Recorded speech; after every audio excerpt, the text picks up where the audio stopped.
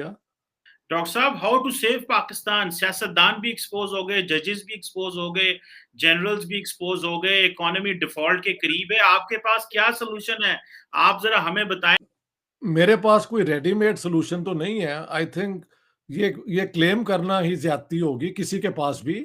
लेकिन जो मुझे समझ आती है बात, वो मंतिक से चलना चाहिए कि पाकिस्तान इन हालात तक पहुंचा जब वो डिफॉल्ट करने वाला है।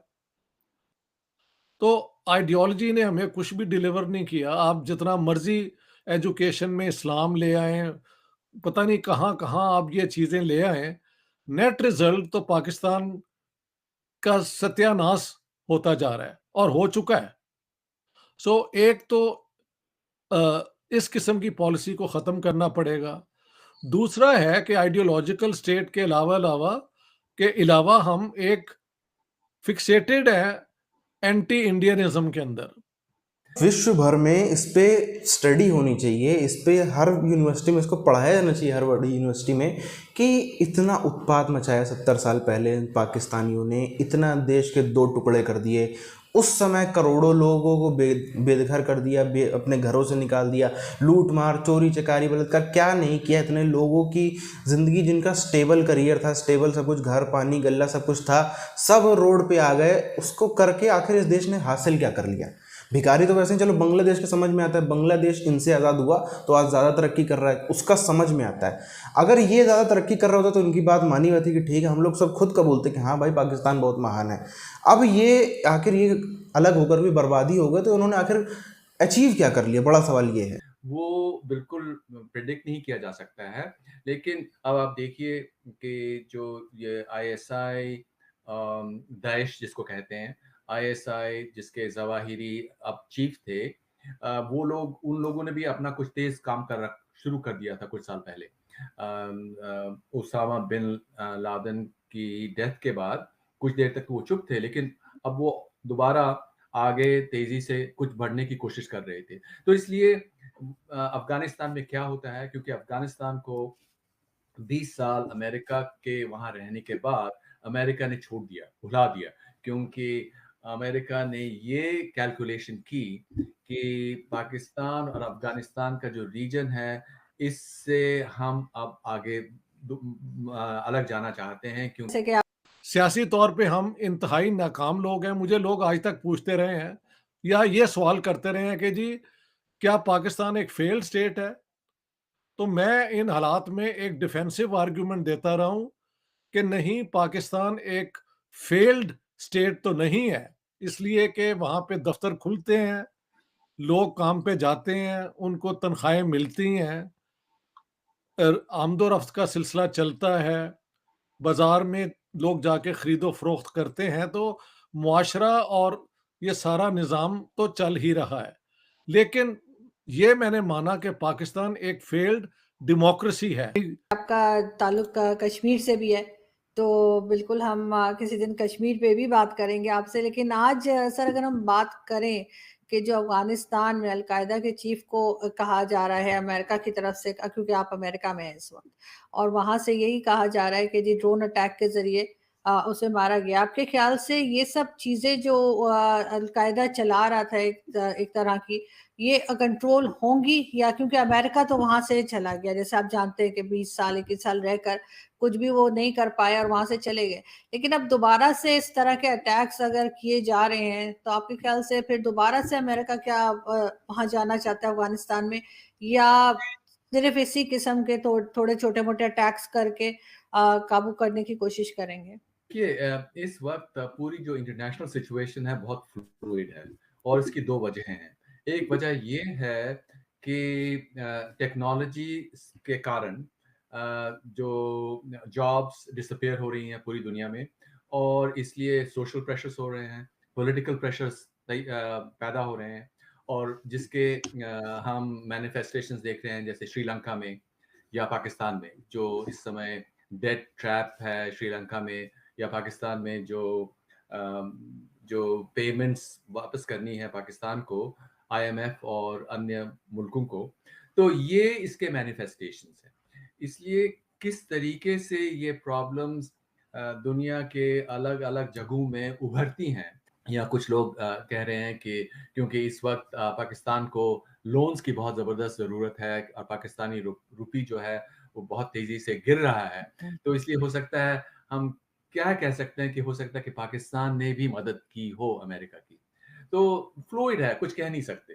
टेरर फाइनेंसिंग किसी ना किसी तरीके से अभी भी according to those who are going to approve वो नहीं पूरी हुई। तो ये 2-3 चीजें तो आपको इमीडिएटली करनी पड़ेंगी। जब मैं कहता हूं कि आपको प्रैग्मेटिक होना पड़ेगा, तो आप देखें पाकिस्तान के रिलेशंस जो थे पास्ट में यूनाइटेड स्टेट्स से भी रहे हैं, अब चाइना के बहुत करीब हैं। इसको आप बैलेंस नहीं कर सकते कि दोनों के साथ आप अपने नेशनल इंटरेस्ट में एक बैलेंस किस्म का रिलेशनशिप रखें, ताकि दोनों एक दूसरे की जो है ना कंपटीशन, उसमें पाकिस्तान उसकी जद में ना आए। लेकिन सर पाकिस्तान तो इस पोजीशन में नहीं है कि ना कर सके अमेरिका को, क्योंकि जाहिर है कि अभी आईएमएफ का लोन भी है जो हमें चाहिए, और जिस तरह से इकोनॉमी की हालत है यहाँ पर। लेकिन आपको क्या लगता है कि अगर इस किस्म की टेंशन बढ़ी और इस किस्म के टैक्स बढ़े तो उसमें पाकिस्तान किस मुश्किल में आ सकता है? क्योंकि जाहिर है कि दूसरी तरफ अफगानिस्तान में या इस किस्म की जो ऑर्गेनाइजेशंस होती हैं वो तो ये पसंद नहीं करेंगी कभी भी कि पाकिस्तान मदद करे, लेकिन अमेरिका के सामने पाकिस्तान कुछ कह नहीं सकता। लेकिन उस सारी सिचुएशन में हम किस तरफ जाते हुए आपको लग रहा है? कि जो यूरोप में कॉन्फ्लिक्ट्स हैं, वो इस एरिया से इस समय, इस वक्त ज़्यादा स्ट्रेटेजिकली इम्पोर्टेंट है। क्योंकि यूरोप में, क्योंकि अब देखते हैं कि अमेरिका और जो वेस्ट है, वो चीन के साथ इकोनॉमिकली compete नहीं कर पा रहा है, प्रोडक्शन में compete नहीं कर पा रहा है। बेसिक प्रॉब्लम ये है पाकिस्तान की कि जो वर्ल्ड एवरेज डिफेंस पे इन्वेस्टमेंट्स या स्पेंडिंग होती है कंट्रीज की, वो अबाउट 1.9 या 2% है। पाकिस्तान का 4% है।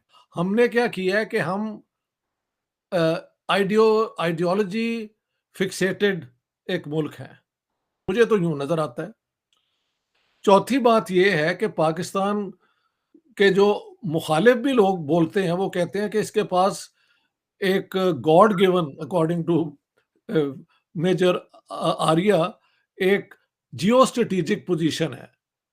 वो जियो स्ट्रेटेजिक पोजीशन को पाकिस्तान ने बड़ा नैरोली इंटरप्रेट किया कि दुनिया की कोल्ड वॉर में या बाकी जो Iran versus Saudi Arabia, China versus India के अंदर हम किसी तरीके से अपनी एक निश निकाल लें कि हम कहाँ फिट होते हैं, उसको खत्म करना पड़ेगा। बर्बादी जो है एकदम गर्दन तक आ गई, कहते हैं ना पानी जो है वो गले तक आ गया है, अब बचने का कोई रास्ता नहीं बचा है। तो हिंदुस्तान भी याद आ रहा है, तो हिंदुस्तान की धीरे धीरे ढके छुपे तरीके में तारीफ भी हो रही है। अपने आप को गलत भी क्यों बताया जा रहा है? कोई उसका कुछ और कारण नहीं, सिर्फ इसलिए ताकि ये जो पता नहीं ये हिंदुस्तानी, इनको कुछ दिमाग तो है नहीं, जरा सा बोलोगे इनका दिल पिघल जाएगा, बस उसी लिए ये सब ड्रामाबाजी जो है ये इंटरनेट की दुनिया पे आकर वीडियो बनाकर कैमरे के सामने थोड़ा बहुत नौटंकी कर लेंगे, थोड़ा ड्रामेबाजी कर लेंगे, थोड़ा सा अपने आप को दिखा देंगे, नहीं नहीं हम तो बहुत बेचारे हैं, हमसे गलती हो गई, हमसे ये हो गया, हमसे वो हो गया। और ये हिंदुस्तानियों को अकल तो है नहीं, ये लोग मान भी जाएंगे, और सच भी है, बिल्कुल मानते हैं। करोड़ों लोग आज हिंदुस्तान में देखो आप इसी सोच के हो गए हैं कि अरे नहीं नहीं कितने बेचारे हैं, इनको बेचारों क्यों करते हो, ये करते हो, वो करते हो, मैं इनका चैनल सब्सक्राइब करूंगा, मैं इनको यूट्यूब पे सपोर्ट करूंगा, मैं इनके वीडियोस देखूंगा। ऐसे करोड़ों लोग हैं हिंदुस्तान में, करोड़ों तो लोग हैं, और कितने ये लोग साल का सैकड़ों करोड़ जो हैं इसी से कर करके कमा ले जाते हैं। यहाँ पे कोई वही नहीं है, यहाँ पे लोग अपने आप को फिर भी देशभक्त समझते हैं। जो इस टाइप के लोग हैं वो अपने आप को तब भी कहते हैं कि नहीं मैं तो बहुत बड़ा राष्ट्रहित का जैसे कि हिंदुस्तान में बैठकर काम कर रहा हूँ। बहरहाल इन सब के बावजूद भी आप देखो जब जब मौका मिला, अभी जब मौका मिला, चाहे नुपुर शर्मा वाले छोटे से छोटा मौका बस मिल जाए कि हिंदुस्तान को घेरा जा सकता है, सबको आपको पता है कि कभी ये देश वाले पीछे नहीं हटेंगे। पीछे हटना दूर की बात है, पूरी जान झोंक देते हैं, पूरी ताकत झोंक देते हैं। वो तो इस समय इनकी चल नहीं रही है। अगर फॉर एग्जांपल फिर से इनके यहाँ पे कुछ हो जाए, जैसे एक लंबे टाइम तक आप देखो रशिया बलूचिस्तान आना चाहता था, ग्वादर आना चाहता था, रशिया को रोकना, रशिया को रोकने के चक्कर में ही तालिबान का निर्माण करवाया अमेरिका ने, उसी के चक्कर में फिर तालिबान इतने ज़्यादा मजबूत हो गया कि तालिबान को घेरना, इसी सब चक्करों में 40-50 साल तो तकरीबन 35-40 साल, 40-50 नहीं तो 35-40 साल तो पाकिस्तान की कमाई करवाता रहा अमेरिका इसी चक्कर में। जो इनके 70 सालों का इतिहास है, शुरू में तो आप देखो 10-20-30 साल तो इनका इतना संपत्ति थी, जो इलाके थे पाकिस्तान बांग्लादेश वाले इतने संपन्न इलाके थे, वो खेती बाड़ी के खाने पीने के माध्यम से भी, और बांग्लादेश वाले इलाके देखें तो हम कमाई के माध्यम से भी, इतना कमाई भी हो रही, खेती बाड़ी खाना पीना भी, और क्या चाहिए आपको ज़िंदगी में। तो 20-30 साल तो उनके उसी में मज़े से निकल गए। फिर अगले 30-40 साल इनको ये अमेरिका पालता पोसता रहा। अब जाके पिछले साल 15 अगस्त को अमेरिका भागा है, अमेरिका तो नहीं भागा है, 2-3 बार 18-20 अगस्त में पिछले भागा है। तो क्या हुआ, पूरा तो उनको एक तरीके से गोद में लेकर ही पाला गया है, तभी ये देश इतना भभकता रहा है। आज आप देख लो कोई इनको सपोर्ट करने वाला नहीं है। यही हालत अगर इनको तब भी सपोर्ट ना करा जाता, तब भी इंडिया में थोड़ा मजबूत नेतृत्व होता, तो ये जो आज हालत हम देख रहे हैं, ये हालत 1950 में इनकी हो गई होती।